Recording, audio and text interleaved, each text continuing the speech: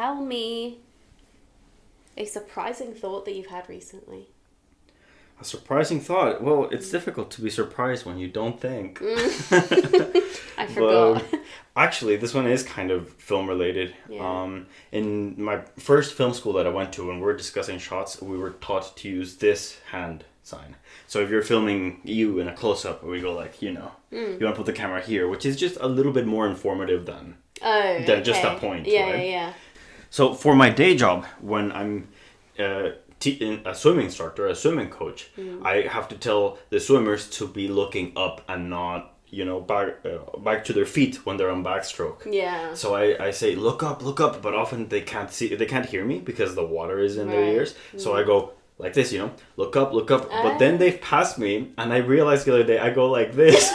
Look up. You're just flipping them all off. Yeah, I'm like, hey, look up. Look up. That's very Italian. I know, right? Yeah. Very Godfather. They listen. What? So there you go. Well, it worked. If you get results, then I'm not questioning it. Yeah, I don't know. Have you had an interesting thought? Interesting thought recently. Well, I guess a couple. I mean, one of my interesting thoughts is what me and Doc had a friend hang out yesterday. Oh, yeah. Strictly private, no cams present, obviously. And, except for the paparazzi. Yeah, I know. We were leaving Westfield like, please. But yeah, I was telling Doc about my recent kind of epiphany in my working life. So I guess that was a bit of a surprising thought because I didn't think that I would be free from the trenches of my own... Just like... It was a rough time. Yeah, just like the crippling pressure and just stress of like, creating and... Your mental mood has changed so much since the last time we recorded an episode. Yeah. So that's really good. Yeah. That's really good. something. Yeah, I feel much better. So that's been surprising. But I did have a surprising dream last night where...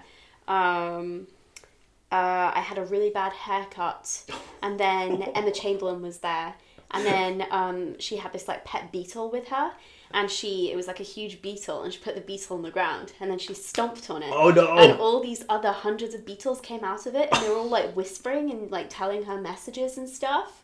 And it was so odd, and there wasn't really a meaning behind that. And then I got on the bus, and my card kept getting declined, so I couldn't go on the bus. You said, I've had enough of this Beatles. This day has been too much. TFL, get me out of here. Yeah, exactly. And it was just like a weird dream. I don't think I've had a dream that was that nonsensical in a while. Normally there's a bit more of like a narrative to my dreams, and I can kind of like, I wake up and I can say what happened. You structure your dreams. Yeah. You're like, this is where we begin. They've got like a 3-part rising structure, action, beginning, middle and end. Inciting this incident. morning I woke up and I was trying to describe my dream, and I was like, it actually doesn't make any sense because it's like 1 minute I was here, then I was there, then there was the haircut, the Beatles, the bus. It was like, oh, I think that speaks to the work that you've been doing on your YouTube channel, because from the sounds of it, yesterday you were like really I was in like the trenches. hyper focused and seeing everything at once and stuff, and now you went with that to bed. Yeah, I think so.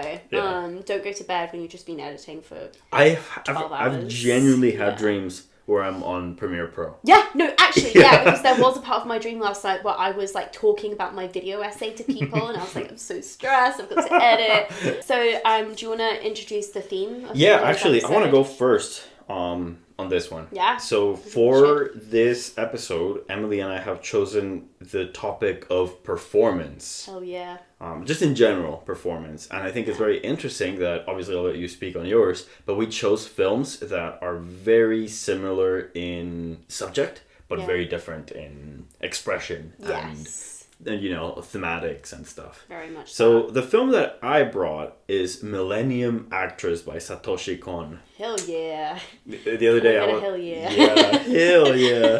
I was gonna meet up with a friend, and we were gonna watch a film, and I suggested this, and he was like, let's just go watch Hot Fuzz. Yeah. And I'm like, bro, Millennium Actress, come on. So Millennium Actress came out 2001, peak humanity.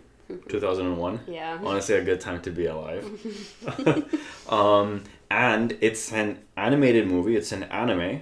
It's a really artsy kind of anime. Very pretentious. I love it. And the first animated film for the pod, I believe. It is? Yeah. It is. Very not a bad one, exciting. not a bad one. Yeah, good one to start Shaun the with. Sheep, we're coming for you. So, 2001. And it's about this actor who gets discovered pretty much very young for her physical looks. She doesn't really have any pretensions about acting when she's a little girl. And what she does have is a chance meeting with someone who we don't really know who he is. He seems to have stolen something. For some reason, he's on the run from the police. He's a fugitive. Yeah. So, who helps who first? She helps him?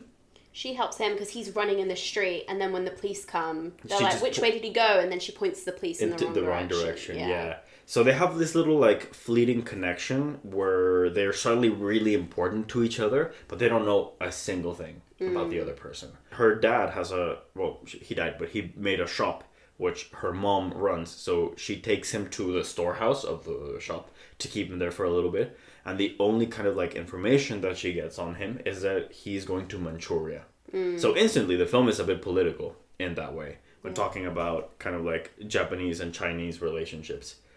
Manchuria is in China or in South Korea? Oh goodness me. No, it's in China. It's I'm in not China. the person to ask. Yeah, it's in China. Yeah. Okay. It's before World War II, so we'll get to her. Yeah. So yeah, she only knows that he's gonna go there, and he has a key which he says it's for the most important thing in the world, but she doesn't know what it is. Anyway, at one point he vanishes completely, and she has the key, and she wants to go find him, but she doesn't know where to go. Now the kind of like agent that scouts her out says that the first film that they're gonna shoot, that they want her to be the lead on, which by the way, crazy. You know, you just get picked off the street and you're like, you're the lead. Damn, bro. You're the main girl. Is in Manchuria, so she's like, fuck it, and goes to Manchuria to do the film. And then after that, you know, the movie shows her career as she goes from one film to another, bouncing between all these different roles. And I love that the films that she works on are kind of like homages to other very important films in Japanese cinema. For example, she's portrayed as playing the lady, I forget the name, but the wife in Throne of Blood. In real life, the actor who played that character is someone else entirely. In this film, it's portrayed as if she was the one. She plays that same character, but also visually a lot of scenes that happen in the movie are the same as how they happen in Throne of Blood. And then another role that she plays is the princess, I believe, in Ran, another Kurosawa film.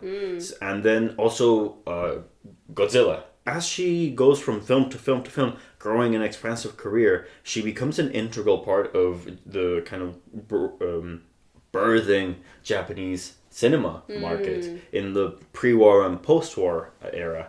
And she kind of explains how everything changed and how she was, you know, working a certain way and then a certain different way. And it's, you know, quite involved. A lot of people become enamored with her as a character in the public eye. And there's this other lady there, another actor, who at the beginning they have some sort of rivalry between each other. There's this like envy that this young girl is going to replace her. And in the end, she ends up like nicking the key. Yeah. When she no longer has a key, I think she doesn't act anymore or something. Yeah, she something does. like that. Yeah, she does. There was an earthquake when they were filming a scene, which is the moment where the key got nicked. And this guy from the production company, he ends up becoming not the protagonist, but the kind of narrator of the film, because he's one of the thousands of people who become really invested in her as a character in the public eye. Yeah. And now that she's older and she's no longer acting, he seeks her out to make a little documentary about her. So in this excellent Satoshi Kon surrealism, he and his cameraman are seen in parts of her life, filming it and almost sometimes interacting with the characters. Being in the film scenes from her life. Even before that, where she was in her memories. Their characters in her memories, Yeah. Recording, and sometimes pretending to be another actor or another character, but sometimes just themselves recording the happenings as they narrate her life in the real documentary that they're making. So this allows for a lot of surrealism, a lot of humor as well. They are the source of the slapstick when it happens. Yeah. And yeah, they kind of tell the story of this woman. Ooh, that's my timer. Perfect. And the reason why I wanted to go first is because this is a story about a performer. This is a story about an actor. But in many ways, it's very didactic. Because if you ask someone who doesn't know about film, someone who doesn't really care, and someone who doesn't really like get interested in the things that they watch, maybe someone who doesn't recognize actors when they see them again, if you ask them what makes a good actor, they might say like, oh, someone who's good at pretending. You know, someone who's good at pretending to be this, that, or the other. And this film shows how actors bring stuff from their lives and from their inner world into the characters that they're playing, into the worlds that they're playing. But towards the end of the movie, she's reflecting on how she was also always chasing this guy, this Manchuria guy, and she never really found him again, really. And in the end, she's reflecting and she says, I don't really think that I was chasing him as much as I enjoyed the act of chasing. Yeah. That's really what kept me going, and that is what she brought into the characters. So her inner world and her inner desires are what really, bringing them forward to the public eye, creates interest from the public. Yeah, exactly. So it's, I think, a simple view of acting, but a very good like beginner's 101 question about what does acting mean. You know, like what does an actor really do, and what makes a good actor. Yeah. So yeah, it's great. Yeah, really good movie, and also really short. So yeah, it's a crisp 87 minutes, which is what we love to watch on a Thursday night. Yeah. And perfectly what you were just talking about really relates to the film that I picked for today. So I have picked Clouds of Sils Maria. Before you go on, I have to say, until you brought it up for the pod, I have to confess I didn't ever realize that Clouds of Sils Maria and Angus St. Cloud are different movies. Oh my goodness! Don't admit that here. Sorry to this man. Bless Olivier Assayas. He is absolutely curling in France right now. Anyway, do you want me to set your timer? Yes, please set your timer. Let's go. So as I mentioned, Clouds of Sils Maria is directed by Olivier Assayas. He's actually one of my favourite directors. Is he? Really, Interesting. I absolutely love his work, and Clouds of Sils Maria was one of the ones that really made me absolutely fascinated by him. Which was your first of his films to watch? Actually, it was Personal Shopper. This was my first film of his, yeah. Which is like a horror one. Kind of, yeah. It's very spooky. And also many ties with this one, but we'll maybe talk about that later. So plot summary of Clouds of Sils Maria. So it is about this actor, and she's very famous. She's French, and the film opens very French. Very French, yeah. And the film opens with her on her way to Switzerland for this kind of event that's tributing and kind of discussing the life's work of this like really famous playwright. And this playwright was the director who first discovered her and kind of launched her career through this play that she starred in, and she was only 18 and she was given this like lead role. So she's on her way to Switzerland with her assistant, played by Kristen Stewart. And Juliette Binoche plays the actor. And then while they're on the way to this event, they find out that the person they are honouring has died, and they're kind of discussing whether or not they should go forward with the event, but eventually they do, and turn it into kind of like a commemoration tribute of his life's work. And then at the event, this director called Klaus approaches her, and he says that he's doing a revival of the play that once sparked her career. And instead of her playing the role that she played previously in the play, which was the role of Sigrid, he has asked her to play the opposite role in the play, which is the role of Helen. And Helen is the older woman in the play. Sigrid is the younger woman. Yeah. The younger woman is very feisty, very sexual, very powerful, very kind of manipulative, it seems like, quite controlling. And Helen is this like older woman who falls for this younger woman and is eventually driven... A bit weaker, a bit more vulnerable. Yeah, definitely. And she's eventually driven to suicide by her like desire and despair over this relationship. And yeah, the whole film is about her accepting this role and she goes into the Swiss Alps, into the former home of this playwright who died, and it's about her rehearsing for this play and rehearsing with her assistant, and it's about the relationship that she has with her assistant. And slowly, as they're rehearsing and reading lines together, the lines between fiction and reality start to blur, because what's happening in the play is kind of mirroring the relationship that she has with her assistant. It's a very strange relationship. It's quite intimate, but also it's skewed because of the fact that, you know, she's working for her. Yeah. And very often scenes start with them reading lines, but you don't know that. Yes, yeah. So you think, they're confronting something deep about their relationship. And they're saying something quite intense. Yeah, but it's actually just reading lines. And yeah, it's all about their relationship, and the film kind of ends with Juliette Binoche's character doing this play. She's taken on the role of Helen, and it's about her changing perception of Helen and how her assistant, Val, kind of challenges her perception of this character, but also her perception of herself as a woman that is aging, somebody that's losing youth, and youth is often equated to power in Hollywood, especially for women, and it's kind of about her grappling with that and being challenged on her ideas by her assistant. Well, there's one more character, because you still have a few minutes. There's one more character to mention. Miss Chloe Grace Moretz. Oh shit, yeah. This is really interesting. She's in this movie as well, yeah. She's so strange in this movie. It's kind of wonderful. Yeah. But she plays the younger actor who is going to reprise the role of Sigrid, which is the role that Juliette Binoche's character once played and famously played. And yeah, the two of them, you know, meet at the end of the film, and they're obviously rehearsing alongside each other. And she's like a Lindsay Lohan type character. Very strange though, because that's how she's presented in the media. Yeah. It kind of comes across as this idea that who she is in film and in the press is not accurate to who she is in real life, and all of that is also a performance, because when you meet her in real life, it's like very, like she's trying to play someone that's very grown up and mature, and you get the feeling that she's trying to put on the costume of a grown up. Yeah.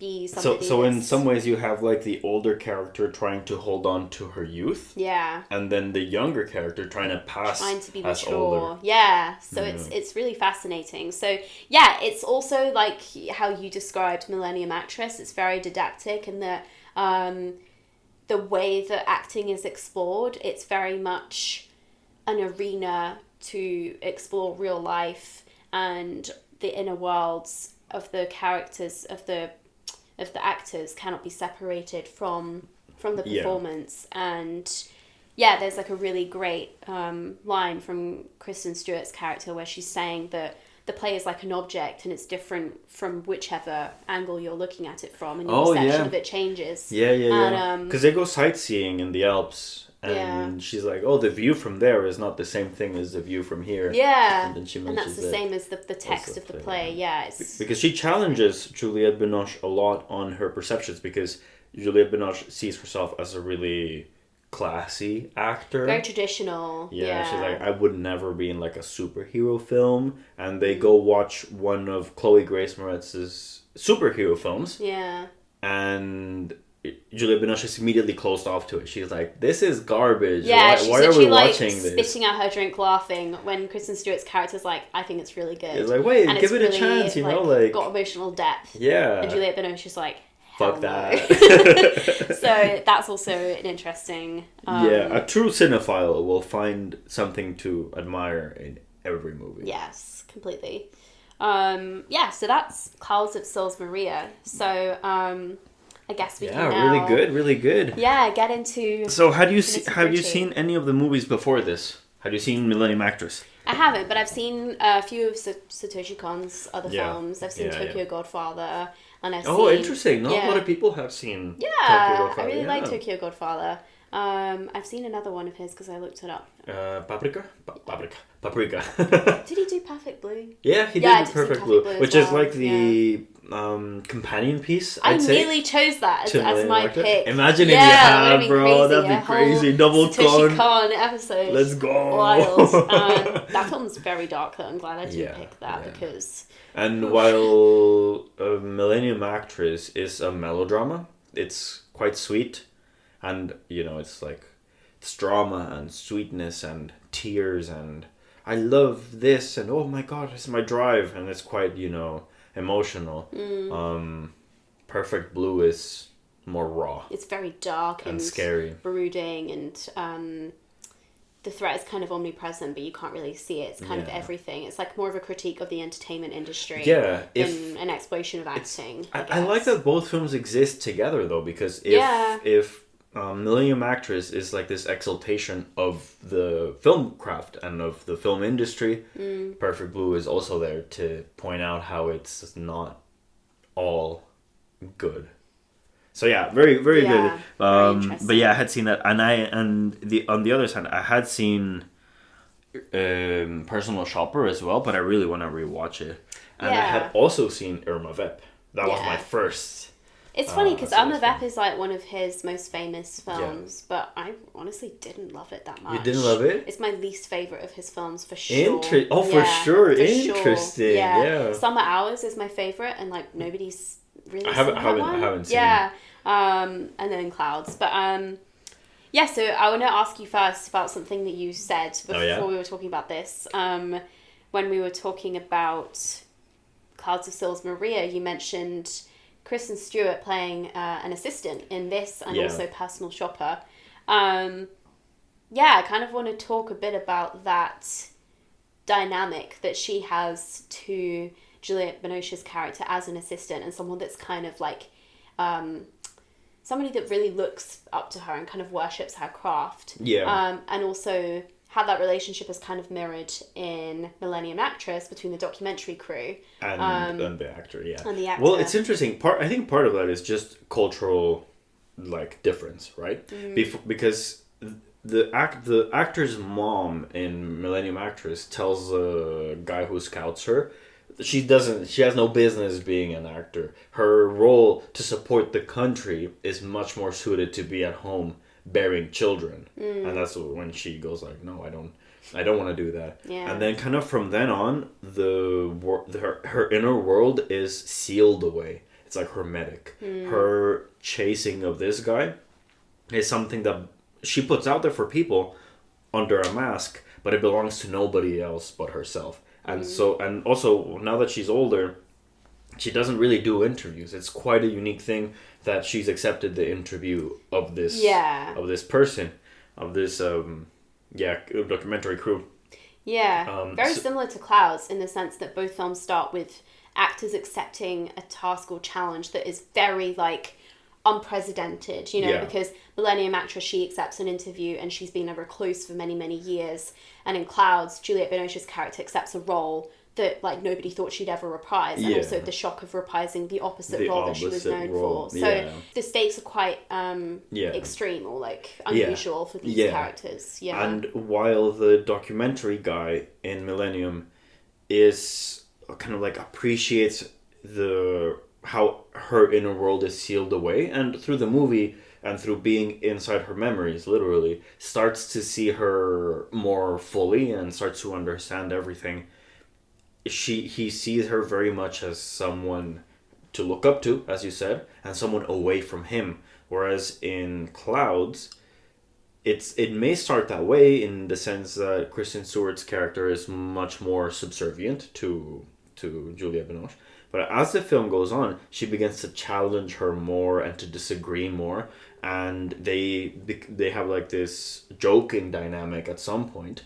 To the point that then, because the characters in the fake play, the older lady and the younger woman have a romantic relationship. You at some point when they're rehearsing lines and you don't know what's what, you think that maybe they have started a romantic relationship, or that in some ways the relationship has moved past a simple work exchange. So it's complete opposites, where on one hand it goes from a distance into appreciation, on the other hand it comes from a distance into intervention. And Kristen Stewart is actively invested in changing her mind to be like, well, I just don't think you're right about this. And confronting her and all that. She does have more control as the film goes on, because you realise that in many ways Juliette Binoche's character is somewhat subservient to her, because her assistant has youth, and to her that's that's like power, Yeah. you know, and she kind of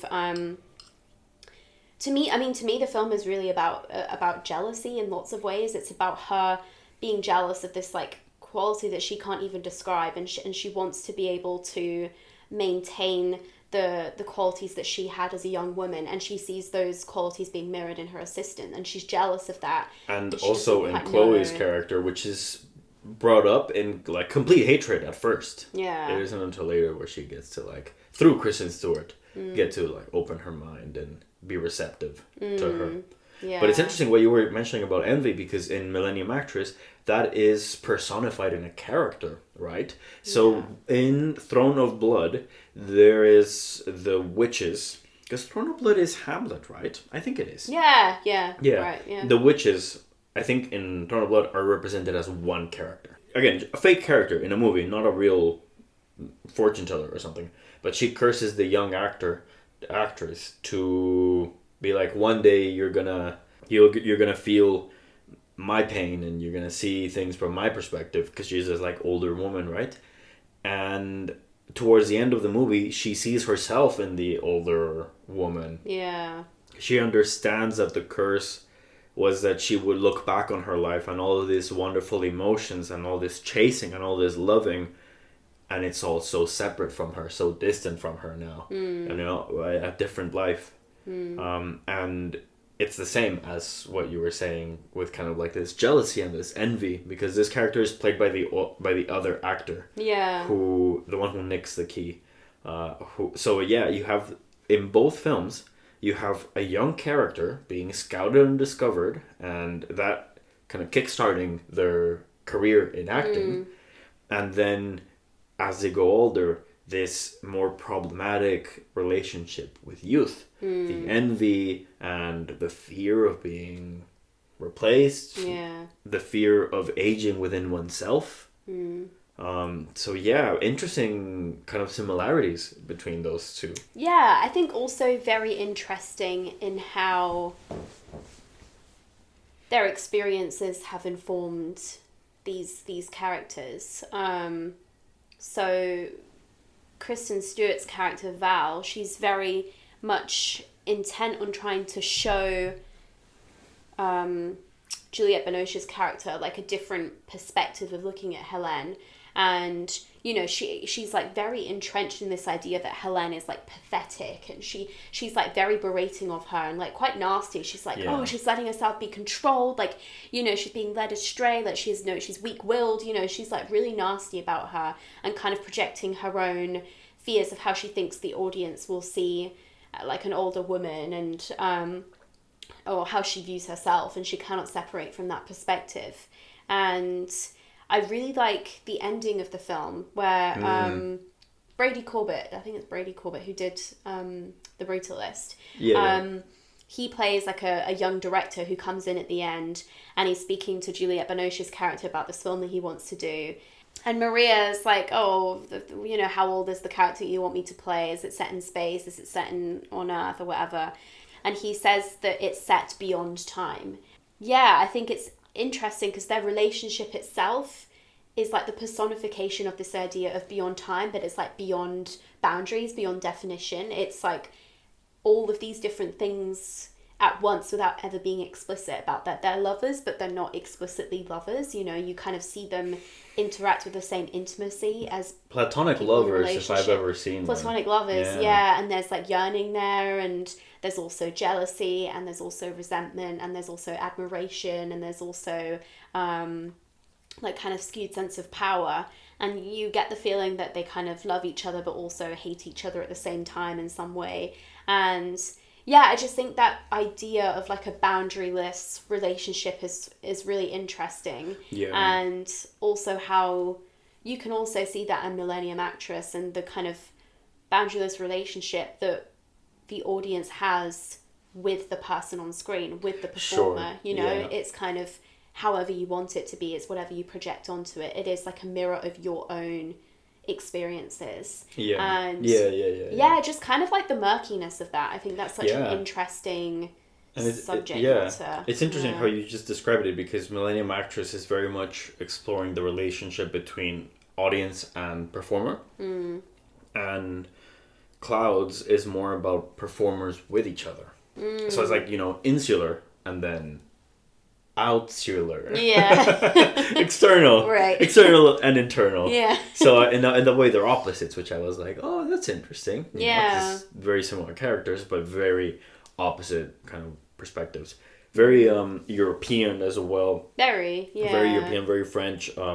Their like understanding of American culture is so funny. It is really funny. They have a scene of Chloe Grace Moretz's Hollywood movies, and it's really funny. It's so bad. It's so bad. It's so bad. Yeah. In a way that's like a little bit, self-aware. Yeah. Like, they did it taking the piss out of it, and it's not. I didn't feel any real malice, especially because part of what the movie is saying is like there is worth here. It's not the same. It's not the same thing. Yeah. But there is people and there's heart in this as well. But it's still very funny. Yeah, it is funny, but also very. Yeah, it's just fascinating of that idea of viewing an object from all sides. Sure. And I feel like throughout the film, Maria does kind of do like a 180 as she slowly walks to the other side of that object. I think, in a way, her relationship with Val ends up with her learning, with Val teaching her, in a way, the kind of like value of weakness, of vulnerability. Because she says, there's this line where she says it's much more fun to be the adventurous one, to be the wild one, but there's also worth in being the more sad one and the one who pays the price, the one who sacrifices. And at the beginning, Juliet does not agree at all. Yeah. But then later, at one point, again, mega spoilers, but at one point, Kristen Stewart character vanishes. Yeah, I want to ask you about that. Yeah, she just you don't see her again. You don't know what happened. Yeah. Obviously, she left unless she tumbled, which would be an insane. Yeah. See ya.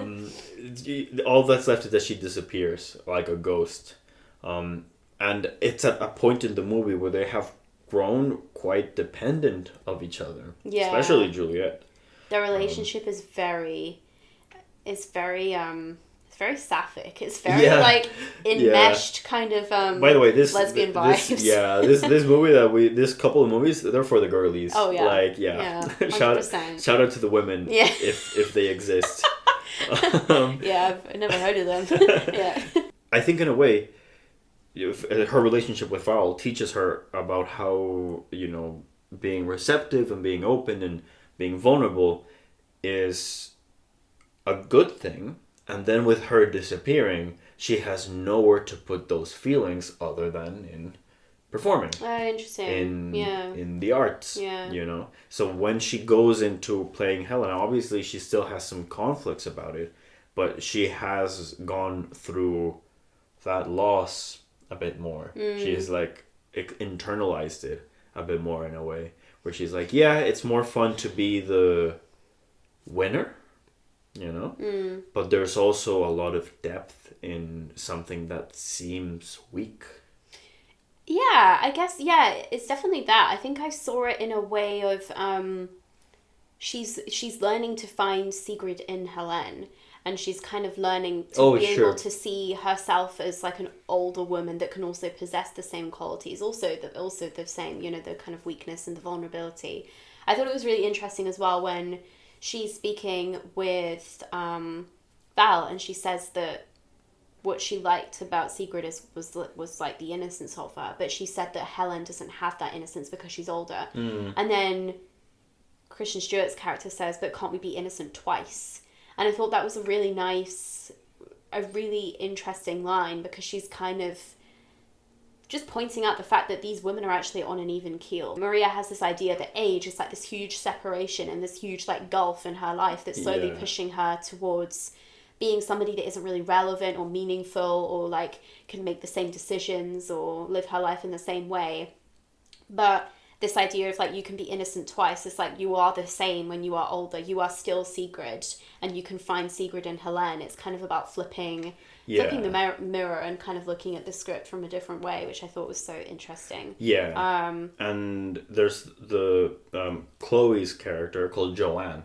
Yeah, let's talk about her. Her, I think, in a way, represents the lack of innocence, quote unquote, in a way. Because as we've said, the media portrays her as this really wild child. She's drunk. She's got nudes online. Yeah. She's like a bit of a menace. So not necessarily the picture of innocence, but then again, as we also said, she wants to be mature. She wants to be taken seriously. Interesting, yeah. So there's the other like antithesis of innocence, because if you glamorize innocence and youth, it's hard to be taken seriously, which is the only thing that she wants to do. And then at the end, she in a way also Joanne does learn to see the worth in her innocence, because in that way they're opposites, right? And Joanne has this love affair with a guy who's a writer. Yeah. And then he's married, and his wife tries to commit suicide. Yeah. Yeah. And sorry, TikTok. Yeah. And it all becomes like quite a drama, and there's tabloids and stuff. Yeah. And she says like, you know what? Let them talk shit about me.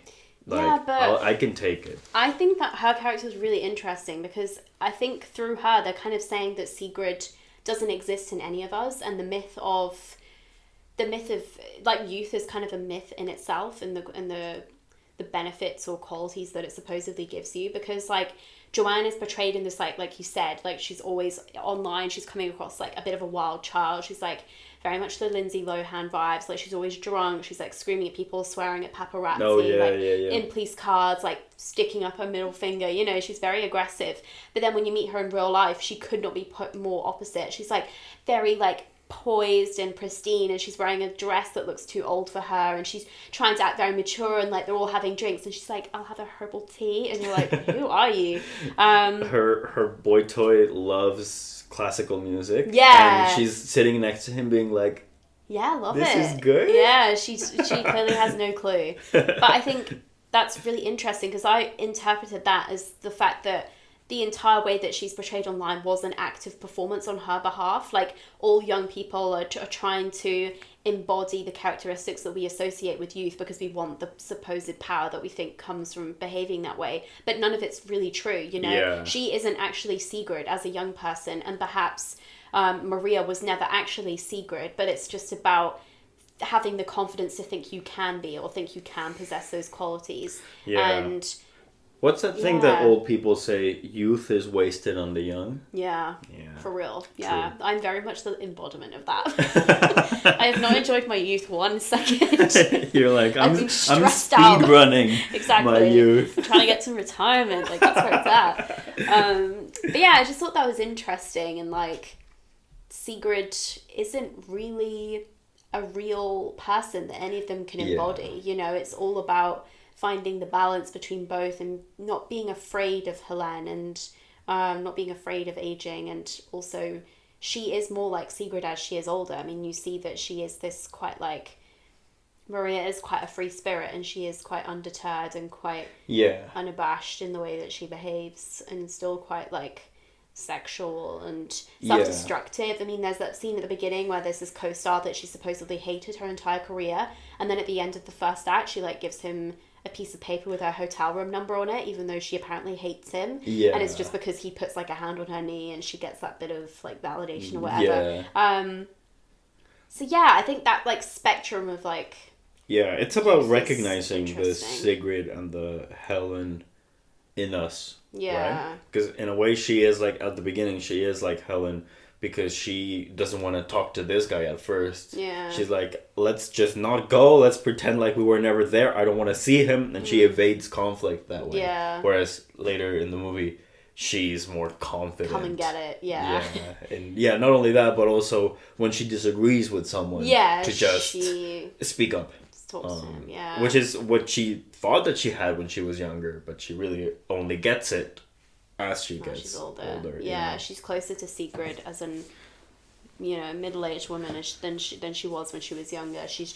We're instilled with the belief when we're younger to believe that we can, This is such a wine movie. It put it is, on, have a little bit of a classy little wine. It is, sip it while the girls are fighting. Yeah. You know, yeah. Exactly, yeah. Because the dialogue is so great. Like it's really good, the conversations that Val and Maria have are so engaging and so compelling. Like, just even the mundane things when they're just arranging schedules and just discussing about all the kind of things and tasks that have to be completed as a famous person, but also the way that they discuss their like love lives and the way that Maria kind of pries into Val's love life and that kind of like weird like personal line that's crossed between the two of them. I find that so interesting to watch. Especially when you've had a boss that also behaves that way in real life and crosses all personal boundaries. I was very much like, I've been there. Yeah, rough vibes. Yeah, Val, I've been in Val's boat, unfortunately. But hey, some people are not worth the involvement that Val has. Yeah. With her. Yeah.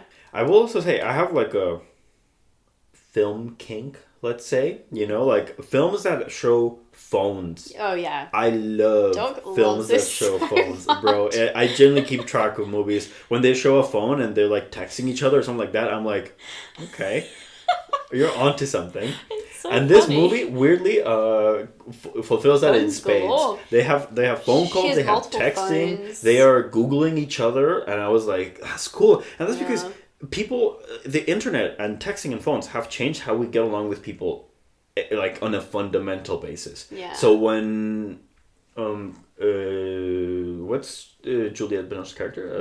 Maria. Yeah. So first hears about Joanne, she Googles her and starts to form an idea about who this woman is from the public perspective. And I was like, that is so interesting. Well, it is integral to this film because it's kind of how the internet and phones have added an additional layer to our performances. So not only are we performing and have various like masks in our everyday lives, whether it's like at work or with friends or in our home, there's also the additional mask, especially as a famous person, of like, how are you being presented, how are you controlling your image online? And clearly Joanne's character is very controlling or precise or perhaps calculated about the way she presents herself online. She wants to present this like wild child type image, you know?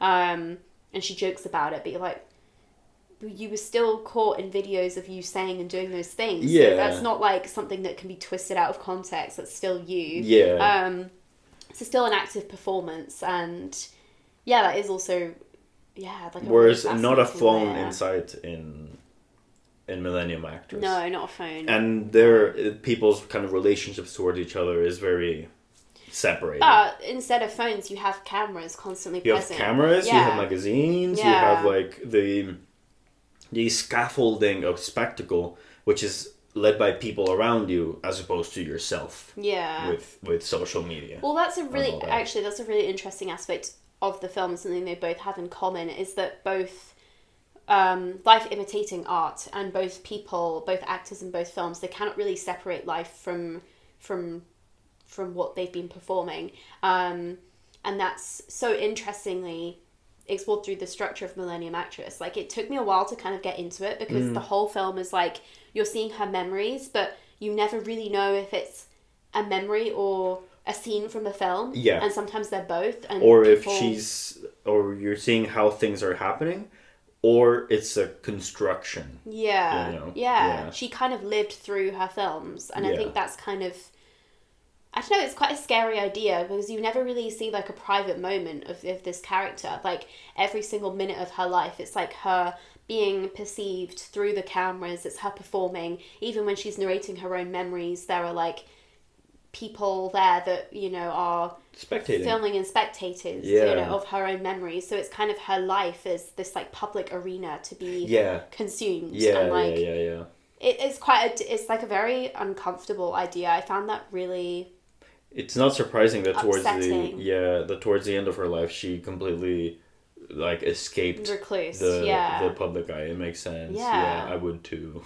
So, yeah, you would. It's just quite terrifying, and love is the ultimate like respite from the performance, because you can let go of the performance and you can just be seen for who you truly are. But the idea that she's always chasing for that and never quite reaching it, and just the yearning from both of them, that is the main thing that's but for different reasons. Obviously, Chiyoko's yearning to find love, and that's what's motivating her performance. But what would you say Maria's character is really motivated by? What do you think her...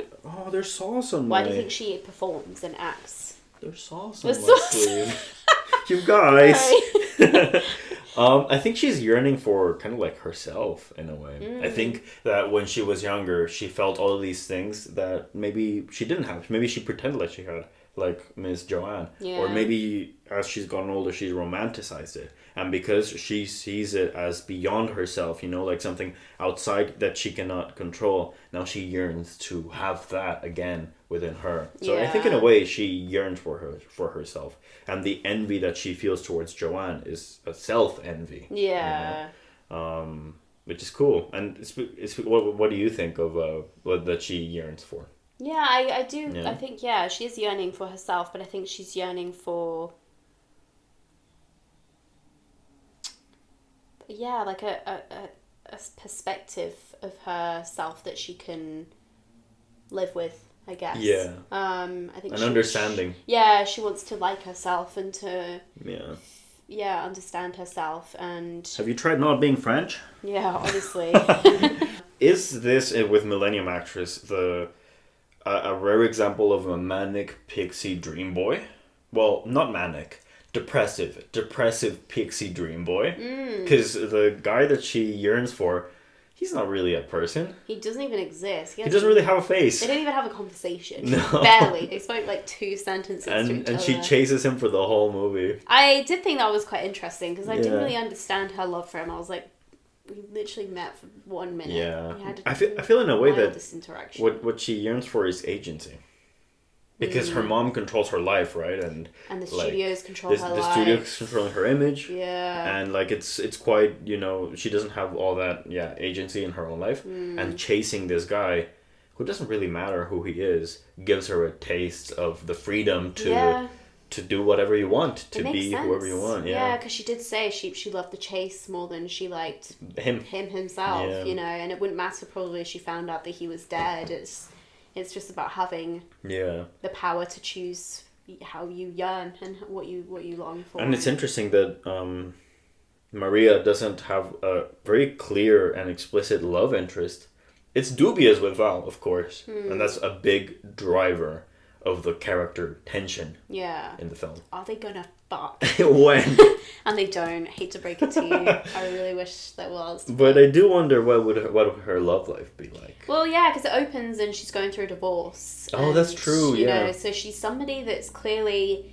She's a bit bitter and she's a bit fragile and vulnerable because she is going through a messy breakup and she's been rejected, or she's rejected someone that she had a marriage with. So you get the sense that,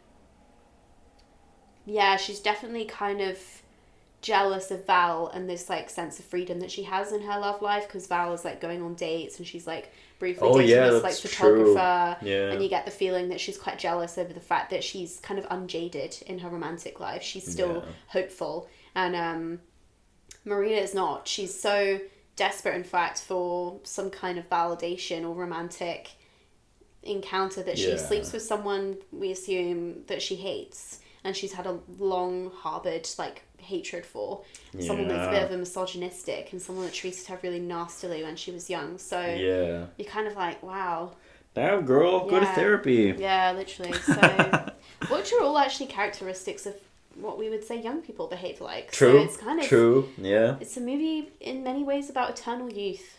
Yeah. We never really age. We are just both movies. Yeah, permanently both trapped movies. in just the cycle of life, and it is this like strange, timeless, boundaryless space where we're constantly interacting with our past and future selves, and it's indefinable. Maybe growing old is not really letting go of youth as much as losing sight of youth. Yeah.